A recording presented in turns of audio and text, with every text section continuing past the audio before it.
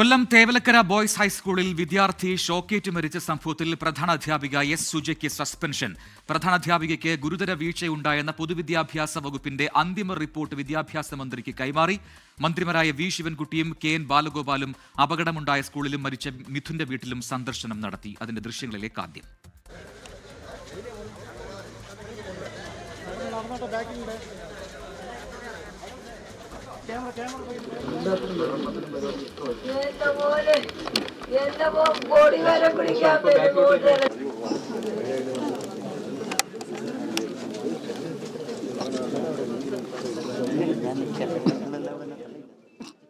വീഴ്ച വരുത്തിയവർക്കെതിരെ വിട്ടുവീഴ്ചയില്ലാത്ത നടപടി ഉണ്ടാകുമെന്ന് വിദ്യാഭ്യാസ മന്ത്രി വി ശിവൻകുട്ടി പറഞ്ഞു.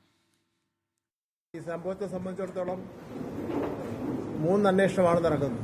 മേലിൽ കേരളത്തിൽ വേറെ ആരും ഇത്തരം കാര്യങ്ങൾ ആവർത്തിക്കാൻ പാടില്ലാത്ത നിലയിലുള്ള നടപടികളും സ്വീകരിക്കുന്നതിന് വേണ്ടിയാണ് ഗവൺമെന്റ് ഇപ്പോൾ ആലോചിച്ചിട്ടുള്ളത്. അതുകൊണ്ട് തന്നെ സ്കൂളിലെ HMനെ അന്വേഷണവിധമായി സസ്പെൻഡ് ചെയ്യണമെന്ന് നിർദ്ദേശിച്ചിട്ടുണ്ട്. തദ്ദേശ സ്വയംഭരണ സ്ഥാപനത്തിലെ ഈ കാര്യത്തിലുള്ള പങ്കിനെ സംബന്ധിച്ചിടത്തോളം അടിയന്തരമായി അന്വേഷണം നടത്തണമെന്ന് ആവശ്യപ്പെട്ടുകൊണ്ട് ബഹുമാനപ്പെട്ട തദ്ദേശ സ്വയംഭരണ വകുപ്പ് മന്ത്രിക്ക് ഞങ്ങൾ രണ്ടുപേരും കൂടെ അദ്ദേഹത്തിന് നിവേദനം കൊടുക്കാൻ വേണ്ടി തീരുമാനിച്ചിട്ടുണ്ട്. വിദ്യാർത്ഥിയുടെ മരണത്തിൽ പ്രതിഷേധം ആളിക്കത്തുകയാണ്. പ്രതിപക്ഷ വിദ്യാർത്ഥി സംഘടനകൾ സ്കൂളിലേക്കും പാലക്കാട് വൈദ്യുതി മന്ത്രിയുടെ ഓഫീസിലേക്കും പ്രതിഷേധ മാർച്ച് നടത്തി.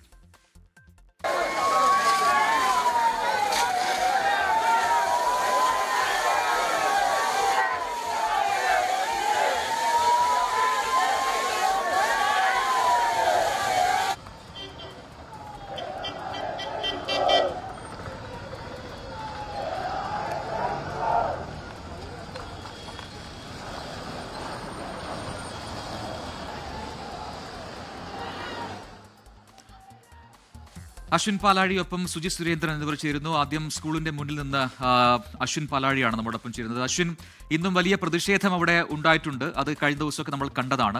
പക്ഷേ ഇപ്പോൾ വിദ്യാഭ്യാസ മന്ത്രി പറഞ്ഞതുപോലെ അവിടെ ഇപ്പോൾ അന്വേഷണ വിധേയമായി HMനെ, ആ സ്കൂളിലെ പ്രധാനാധ്യാപികയെ സസ്പെൻഡ് ചെയ്തു. പക്ഷേ അതുകൊണ്ട് മാത്രമായോ നടപടികൾ? കഴിഞ്ഞ ഇത്രയും വർഷക്കാലമായി എന്തുകൊണ്ടാണ് അവിടുത്തെ വൈദ്യുതി ലൈൻ മാറ്റാതെ പോയത്? അതിന് ഉത്തരം ആരും പറയുന്നില്ല. അതിൽ വീഴ്ച ആർക്കൊക്കെ സംഭവിച്ചിട്ടുണ്ട്? അപ്പോൾ ഈ നടപടിയിൽ അവസാനിക്കേണ്ടതല്ല ഈ പ്രശ്നം, ഈ വിഷയം. അവിടെ അതിന് മുൻപ് നടത്തിയ സംഭവങ്ങളെല്ലാം അന്വേഷിക്കേണ്ടതുണ്ട്.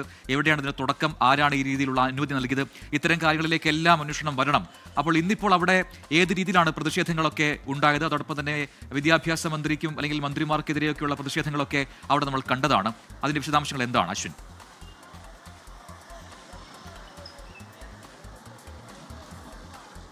പ്രജിൻ, എന്തായാലും ഈ സ്കൂളിലെ പ്രഥമാധ്യാപികയ്ക്കെതിരായ നടപടി കൊണ്ട് അല്ലെങ്കിൽ ഒരു സസ്പെൻഷൻ കൊണ്ട് തീരുന്നതല്ല നടപടികൾ എന്നുള്ള കാര്യത്തിൽ സംശയമില്ല. നിലവിൽ എന്തായാലും പ്രാഥമിക നടപടി എന്നുള്ള നിലയിലാണ് ഹെഡ് മിസ്ട്രസ് എസ് സുജയ്ക്ക് സസ്പെൻഷൻ നൽകിയിരിക്കുന്നത്. സ്കൂളുകൾ മാനേജ്മെൻറ്റിന് നടപടിയെടുക്കണമെന്നുള്ളതായിരുന്നു സർക്കാരിൻ്റെ നിർദ്ദേശം. അല്ലെങ്കിൽ സർക്കാരിന് മാനേജ്മെൻറ്റിനെതിരെ നടപടിയെടുക്കാനുള്ള അധികാരമുണ്ട് എന്നും മന്ത്രി വി ശിവൻകുട്ടി താക്കീത് നൽകിയിരുന്നു. അതിന് പിന്നാലെയാണ് ഈ ഹെഡ് മിസ്ട്രസിനെ സസ്പെൻഡ് ചെയ്തുകൊണ്ടുള്ള ഉത്തരവ് പുറത്തിറങ്ങിയത്. എന്തായാലും നിലവിലിപ്പോൾ അതുമായി ബന്ധപ്പെട്ട പ്രതിഷേധങ്ങളൊക്കെ അടക്കം ഇപ്പോഴും തുടരുകയാണ്. ഇന്നിപ്പോൾ മന്ത്രി വി ശിവൻകുട്ടി അടക്കമുള്ള ആളുകൾക്കെതിരെ വലിയ പ്രതിഷേധം ഉയർന്നിരുന്നു. മന്ത്രിയും കെ എൻ ബാലഗോപാലും അടക്കം ഇവിടെ എത്തി പോയതിനു ശേഷമാണ് പോയ വഴി RYFിൻ്റെ കരിങ്കൊടി പ്രതിഷേധമടക്കം മന്ത്രിമാർക്ക് നേരിടേണ്ടി വന്നു. എന്തായാലും അതിനുശേഷവും പിന്നീടുമെല്ലാം ഈ സ്കൂൾ പ്രതിഷേധമുഖരിതമായിരുന്നു. വലിയ തോതിൽ ഈ പ്രതിഷേധങ്ങളുമൊക്കെ ബന്ധപ്പെട്ട് വലിയ പ്രശ്നങ്ങളുണ്ടായി. അതിനിടെയാണ് സ്കൂളിൻ്റെ ഫിറ്റ്നസ്സുമായി ബന്ധപ്പെട്ട വാർത്തകളൊക്കെ പുറത്തു വരികയും ചെയ്തത്. മൈനാഗപ്പള്ളി പഞ്ചായത്ത് നൽകിയ ഫിറ്റ്നസ്സുമായി ബന്ധപ്പെട്ട രേഖകൾ അത് വലിയ വിവാദമാവുകയും ചെയ്തിരുന്നു. എന്തായാലും അതുമടക്കമുള്ള കാര്യങ്ങളിൽ ഒരു കാര്യം, നിലവിലിപ്പോൾ പഞ്ചായത്ത് നൽകിയിരിക്കുന്ന ഒരു ഫിറ്റ്നസ് സർട്ടിഫിക്കറ്റ് ഇപ്പോൾ പുറത്തു വന്നിട്ടുണ്ട്. അതെ, ഇത് പരിശോധന ഏത് തരത്തിൽ? അത് നമ്മൾ ആ കെട്ടിടത്തിന് മാത്രമാണ് ഫിറ്റ്നസ് കൊടുത്തിരിക്കുന്നത്, അല്ലാതെ അതിനോട് ചേർന്നുള്ള സൈക്കിൾ ഷെഡിന് ഫിറ്റ്നസ് കൊടുത്തിട്ടില്ല. അത് അനധികൃതമാണെന്ന് മനസ്സിലാക്കി അവർക്ക് നോട്ടീസ് കൊടുത്തിട്ടുണ്ട്. തീർച്ചയായിട്ടും ഇത് പരിശോധിക്കപ്പെടേണ്ടതാണ്.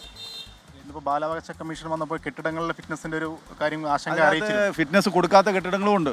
അത് ക്രമവിരുദ്ധമായി പല കാര്യങ്ങൾ ചെയ്തിട്ടുണ്ടെങ്കിൽ അത് പരിശോധിക്കാൻ വേണ്ടി അത് കൊടുത്തതുകൊണ്ട് കൊടുക്കാത്തതുകൊണ്ട്. ഫിറ്റ്നസ് കൊടുക്കാത്ത കെട്ടിടങ്ങൾ പ്രവർത്തിച്ചിട്ടുണ്ടെങ്കിൽ അത് തെറ്റല്ലേ? തീർച്ചയായിട്ടും അത് മാനേജ്മെൻറ്റാണ് അത് ചെയ്യേണ്ടത്. നമ്മുടെ ഇതെന്ന് പറഞ്ഞാൽ അതിൻ്റെ ഭാഗമല്ല. ഫിറ്റ്നസ് ഇല്ലാത്ത കെട്ടിടങ്ങൾ പ്രവർത്തിക്കുന്നുണ്ടോ എന്നൊരു പരിശോധന എഞ്ചിനീയറിംഗ് വിഭാഗം നടത്തിയിരുന്നു. അന്ന് കണ്ടെത്തി ഫിറ്റ്നസ് ഇല്ലാത്തതുകൊണ്ട് അതിന് എല്ലാ കെട്ടിടങ്ങൾക്കും ഫിറ്റ്നസ് കൊടുത്തിട്ടില്ല. അപ്പോൾ കൊടുക്കാത്ത കെട്ടിടങ്ങൾ പ്രവർത്തിച്ചു നേരത്തെ കണ്ടെത്തിയിട്ടുണ്ടായിരുന്നു. അന്ന് പ്രവർത്തിച്ചിട്ടുണ്ടോ എന്ന് എനിക്ക് പറയാൻ പറ്റുന്നില്ല. അവർ അന്വേഷിച്ചപ്പോൾ ഇത് മാത്രമല്ല, നമ്മളല്ലല്ലോ ഇത് വരുന്നത്, ഇത് പഞ്ചായത്തിൻ്റെ സമിതി അല്ലല്ലോ. ഈ എഞ്ചിനീയറിംഗ് വിഭാഗത്തിന് ഇതൊരു വീഴ്ച സംഭവിച്ചിട്ടുണ്ട്. എഞ്ചിനീയറിംഗ് വിഭാഗം അവരോട് എയുമായി സംസാരിച്ചപ്പോൾ അവർക്ക് വീഴ്ച വന്നിട്ടില്ലെന്നാണ് പറഞ്ഞത്. അവർ പറയുന്നത് ഞങ്ങൾ കൊടുത്തിരിക്കുന്ന കെട്ടിടത്തിന് മാത്രമാണ് ഉള്ളി കെട്ടിടം, അതിനോട് ചേർന്നുള്ള നിർമ്മാണ പ്രവർത്തനങ്ങൾ അവർ അനധികൃതമായിട്ട് ചെയ്തിരിക്കുന്നത്, അതിനെക്കുറിച്ച് വിശദീകരണം ചോദിക്കുകയും ചെയ്തിട്ടുണ്ടെന്നാണ് അവർ പറയുന്നത്. സ്കൂളിനോട് തന്നെ മാനേജർക്ക് കത്തും കൊടുത്തിട്ടുണ്ട്. കത്ത് പഞ്ചായത്ത് കത്ത് കൊടുത്തിട്ടുണ്ട് അതിനെക്കുറിച്ച്. പ്രജിൻ, മൈനാഗപ്പള്ളി പഞ്ചായത്ത് പ്രസിഡന്റാണ് ഇപ്പോൾ നമ്മളോട് സംസാരിച്ചത്. മൈനാഗപ്പള്ളി പഞ്ചായത്തിൻ്റെ എഞ്ചിനീയറിംഗ് വിഭാഗമാണ് ഈ കെട്ടിടത്തിന് ഫിറ്റ്നസ് നൽകിയതുമായി ബന്ധപ്പെട്ട് വിവാദമുണ്ടായത്. അതിൻ്റെ ഫിറ്റ്നസ് രേഖകൾ ഇന്ന് പുറത്തു വരികയും ചെയ്തു. എന്തായാലും അതിലിപ്പോൾ ഒരു വ്യക്തത വരുത്തിയിരിക്കുകയാണ് അദ്ദേഹം. ഈ സ്കൂളിൻ്റെ കെട്ടിടങ്ങൾക്കാണ് ഫിറ്റ്നസ് നൽകിയിരിക്കുന്നത്. അതേസമയം അവിടെ ഫിറ്റ്നസ് നൽകാനാവാത്ത കെട്ടിടങ്ങളുണ്ട് എന്ന് ഇന്ന്